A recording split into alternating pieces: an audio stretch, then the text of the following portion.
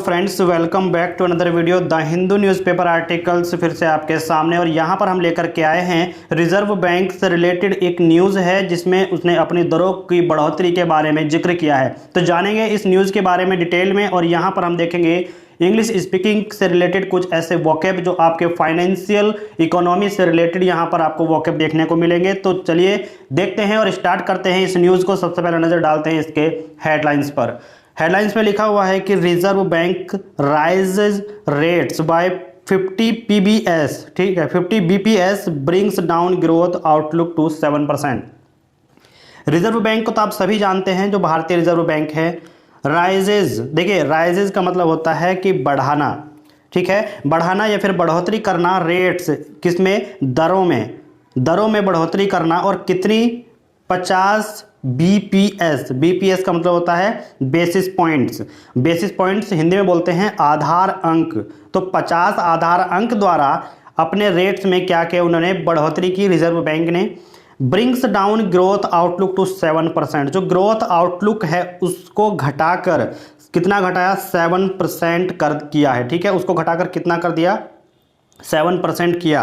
तो लिखा हुआ है कि reserve bank raises rates by 50 BPS brings down growth outlook to 7%। Reserve bank ने दरों में क्या किया? 50 बेसिस पॉइंट आधार अंक की बढ़ोतरी की, और ग्रोथ आउटलुक को घटाकर कितना कर दिया? 7% कर दिया। चलिए देखते हैं इस न्यूज़ को डिटेल में और जानते हैं इसके बारे में। यहाँ पर आपको लिखा हुआ है कि the reserve bank of India's monetary policy committee MPC जिसे बोलते हैं, मॉनेटरी पॉलिसी कमेटी एमपीसी। दो reserve bank of India, Bharat का रिजर्व बैंक कौन सा? एमपीसी, मॉनेटरी पॉलिसी कमेटी, मौद्रिक नीति समिति। ऑन फ्राइडे को राइज्ड यानी कि बढ़ा दिया। क्या बढ़ा दिया? The policy repo rate. Policy repo rate का मतलब है नीतिगत रेपो दर जो है वो बढ़ा दी है बाई 50 बेसिस पॉइंट्स। बीपीएस का मतलब है बेसिस पॉइंट्स। 50 बेसिस पॉइंट के द्वारा अपने जो पॉलिसी रेपो रेट है वो बढ़ा दी है टू 5.9%। 5.9% से, ठीक है, 50 बेसिस पॉइंट से कितना कर दिया? 5.9% कर दिया। आगे लिखा हुआ है कि विद आरबीआई गवर्नर, आरबीआई के जो गवर्नर है यहाँ पर, ये ध्यान रखिएगा, आपको यहाँ से इसको ध्यान रखना है कि आरबीआई के गवर्नर इस समय कौन है वर्तमान में? शक्तिकांत दास आरबीआई के गवर्नर हैं। साइटिंग का मतलब क्या होता है दोस्तों? जो साइटिंग लिखा हुआ है उसका मतलब यहाँ पर आप जान लीजिएगा, कहीं भी अगर आपको लिखा हुआ मिले तो उसका मतलब होता है का हवाला देते हुए, ठीक है। तो जो गवर्नर हैं शक्तिकांत दास, उन्होंने किसका हवाला देते हुए कहा?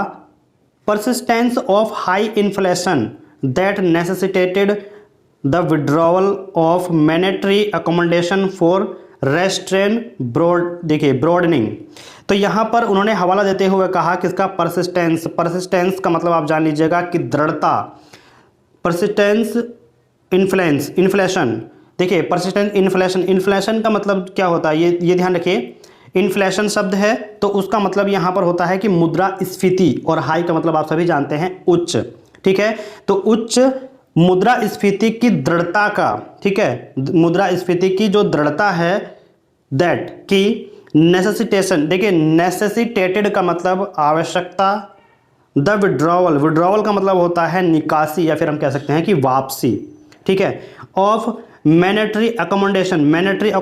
मॉनेटरी का मतलब हमने बताया था मौद्रिक होता है, और अकोमोडेशन का मतलब निवास या फिर आवास बोल सकते हैं, और सुविधा भी बोल सकते हैं, ठीक है।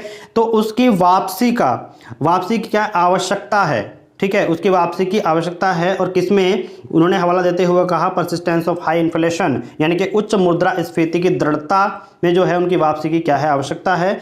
देखिए ऑफ प्राइस प्रेशर।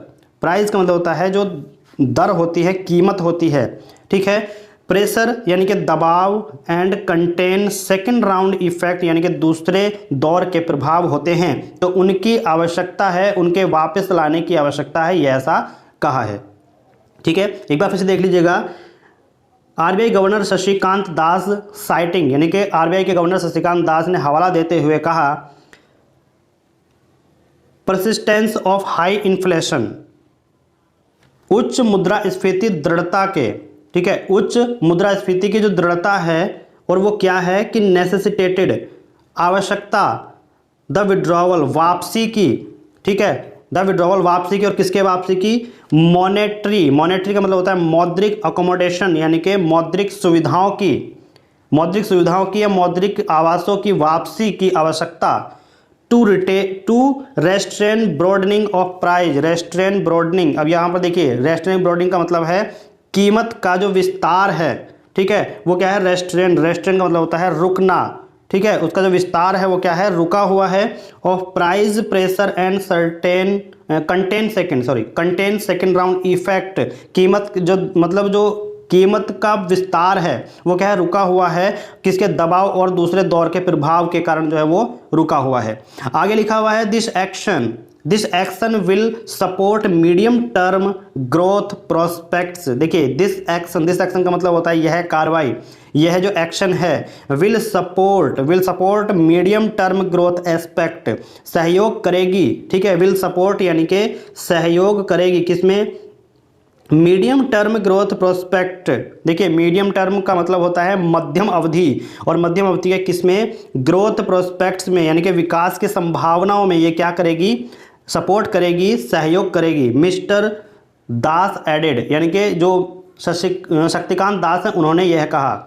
आगे लिखा हुआ है the committee also voted, committee का मतलब होता है जो समिति है, और वोटेड, देखिए वोटेड का मतलब आप सभी जानते हैं कि मतदान, ठीक है, उन्होंने मतदान, आल्सो मतलब होता है भी, उन्होंने मतदान भी किया, बाई ए 5-1 मेजोरिटी, 5-1 की बहुमतता, ठीक है, 5-1 की जो बहुमत है उससे, remain focus the withdrawal to accommodation to ensure that, sorry यहाँ पर लिखा हुआ है withdrawal of accommodation to ensure that inflation remains within the target going forward.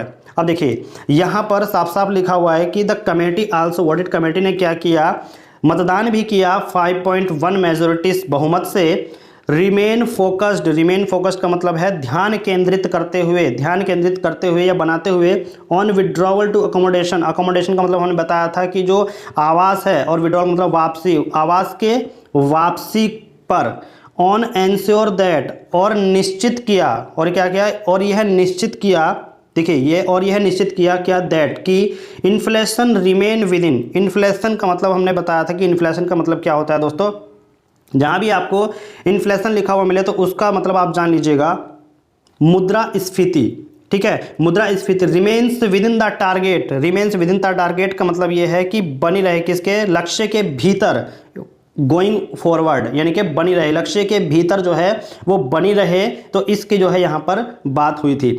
आगे लिखा हुआ है कि we are in the midst of, देखिए मिडस्ट का मतलब होता है बीच में, और वी का मतलब होता है हम, तो हम जो है वो क्या है, बीच में हैं, ठीक है, हम क्या है, बीच में हैं। ए storm arising from aggressive monetary, देखिए स्टॉर्म का मतलब होता है तूफान, अराइजिंग का मतलब होता है उत्पन्न, ठीक है, उठना या फिर उत्पन्न, ठीक है, उत्पन्न तूफान, फ्रॉम एग्रेसिव मॉनेटरी, एग्रेसिव का मतलब होता है आक्रामक मौद्रिक, मॉनेटरी का मतलब होता है मौद्रिक पॉलिसी यानी कि नीति, आक्रामक मौद्रिक नीति, एक्शन, आक्रामक जो यहाँ पर लिखा हुआ है कि जो आक्रामक मौद्रिक नीति कार्यवाही है, ठीक है, कार्रवाइयों, और and even more aggressive communication, even more का मतलब क्या है कि हम कह सकते हैं कि इवन मोर, और भी, मोर का मतलब होता है अधिक, और अग्रेसिव का मतलब यहाँ पर फिर से वही है कि आक्रामक, और कम्युनिकेशन का मतलब होता है संचार, ठीक है, अधिक आक्रामक संचार, from advance economy central bank, advance का मतलब होता है उन्नत, और इकोनॉमी मतलब होता है अर्थव्यवस्था, उन्नत अर्थव्यवस्था केंद्रीय बैंक से, ठीक है, तो हम जो है आक्रामक मौद्रिक नीति कार्यवाहियों और उत्पन्न अर्थव्यवस्था केंद्रीय बैंक से, और भी अधिक आक्रामक जो है संचार से उत्पन्न, जो तूफान के बीच में उसमें फंसे हुए हैं या उसके बीच में हैं। तो आगे लिखा हुआ है ही सेड, उन्होंने कहा, अनाउंसिंग द पॉलिसी, नीति की घोषणा करते हुए, ऐसा उन्होंने कहा। आगे लिखा हुआ है कि नोटिंग दैट का मतलब होता है यह देखते हुए, दैट की, यह देखते हुए कि दीज एक्शन इन कार्यों ने हैड कॉज्ड टाइटनिंग, टाइटनिंग का मतलब होता है दोस्तों कि जो कसन होती है, कसन यानी कि कस देना, किसी चीज को कस देना वो होता है टाइटनिंग, ठीक है। तो कॉज्ड और किसको, of financial conditions, financial conditions यानी कि वित्तीय, फाइनेंशियल मतलब होता है वित्तीय और कंडीशंस या स्थितियों, वित्तीय स्थितियों को कसने का, वित्तीय स्थितियों को कसने का, कॉज्ड, कॉज्ड का मतलब होता है कारण, ठीक है। वित्तीय स्थितियों को कसने का क्या बना, वो कारण बना। एक्सट्रीम वॉलेटिलिटी, एक्सट्रीम वॉलेटिलिटी का मतलब होता है अत्यधिक अस्थिरता, एक्सट्रीम का मतलब होता है अत्यधिक यानी कि अधिक से भी ज्यादा, वॉलेटिलिटी का मतलब होता है अस्थिरता, अस्थिरता। तो एक्सट्रीम वॉलेटिलिटी अत्यधिक अस्थिरता एंड और रिस्क यानी कि जोखिम। अब देखिए रिस्क एवर्जन, रिस्क एवर्जन यानी कि जो जोखिम है उसकी बात की जा रही है। आगे ही असर्टेड, उन्होंने उस पर जोर दिया। आगे लिखा हुआ है डेस्पाइट दिस अनसेटलिंग, डेस्पाइट का मतलब होता है दोस्तों के बावजूद, किसके बावजूद, दिस अनसेटलिंग, इस अस्थिर ग्लोबल एनवायरनमेंट, अस्थिर वैश्विक वातावरण, ग्लोबल का मतलब होता है दोस्तों वैश्विक और एनवायरनमेंट का मतलब होता है वातावरण, ठीक है। तो इस अनसेटलिंग यानी कि अस्थिर वातावरण के बावजूद Indian economic condition to be resilient, जो इंडियन इकोनॉमिक कंडीशन है, ठीक है, Indian economy continues to be resilience, resilient का मतलब होता है लचीली, ठीक है। और इंडियन इकोनॉमी होता है भारतीय अर्थव्यवस्था, जो भारतीय अर्थव्यवस्था है कंटिन्यूस, वो लगातार, टू बी बनी हुई है, रेजिलियंट यानी कि लचीली बनी हुई है। There is macro economic stability, there is macro econo, देखिए मैक्रो इकोनॉमिक क्या मतलब है, मैक्रो इकोनॉमिक का मतलब यहां पर आप समझ लीजिएगा कि व्यापक, मैक्रो, मैक्रो का मतलब होता है व्यापक और इकोनॉमिक का मतलब होता है आर्थिक, ठीक है। तो मैक्रो आर्थिक व्यवस्था क्या है, स्टेबिलिटी यानी कि उसमें स्थिरता है, ठीक है, ऐसा बोलेंगे। आगे लिखा हुआ है कि हाउ एवर, हाउ एवर का मतलब हमने हर बार बताते हैं कि हाउ एवर का मतलब होता है हालांकि। गिवन हेडविंड्स, गिवन हेडविंड्स का मतलब यह है कि जो प्रमुख, प्रमुख तौर पर, ऐसा बोल सकते हैं कि प्रमुख तौर पर, ठीक है, प्रमुख तौर पर देखते हुए from extended geopolitical tensions, extended, extended का मतलब क्या होता है कि विस्तारित या फिर बढ़ती, क्या बढ़ रही है, जियोपॉलिटिकल टेंशंस यानी कि भू राजनीतिक जो तनाव, उसकी जो बढ़ती हुई स्थिति को देखते हुए, टाइटनिंग ग्लोबल फाइनेंशियल कंडीशन, तंग वैश्विक वित्तीय स्थितियां, जो मतलब वित्तीय स्थितियों यानी कि फाइनेंशियल कंडीशनों में जो वैश्विक फाइनेंशियल कंडीशंस हैं उनमें क्या है, तनाव है।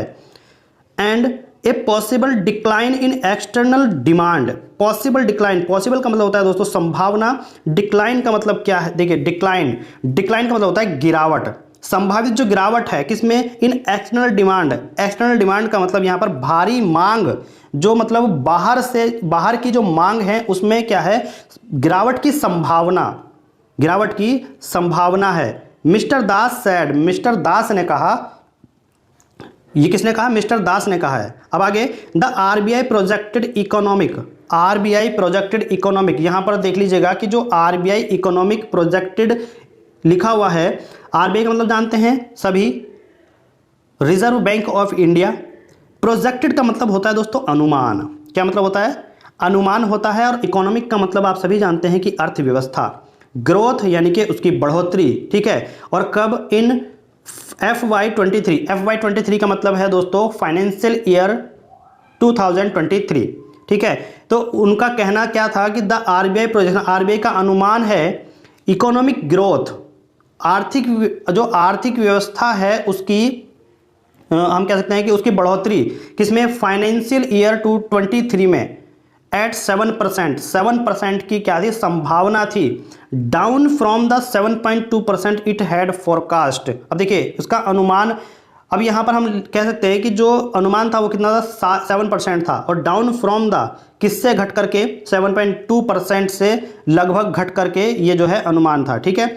आगे लिखा हुआ है द एमपीसी, ठीक है, एमपीसी, एमपीसी का मतलब दोस्तों हमने बताया था कि आपको ये फुल फॉर्म याद रखनी है कि मॉनेटरी पॉलिसी कमेटी, जो मौद्रिक नीति समिति है उसको बोलते हैं एमपीसी, ठीक है, मॉनेटरी पॉलिसी कमेटी। हाउएवर यानी कि हालांकि एमपीसी ने, हालांकि एमपीसी ने रिटेन्ड, अब देखिए retained the retail inflation, retail inflation का मतलब होता है कि खुदरा मुद्रास्फीति, रिटेल इन्फ्लेशन खुदरा मुद्रास्फीति, ये बात याद रखिएगा।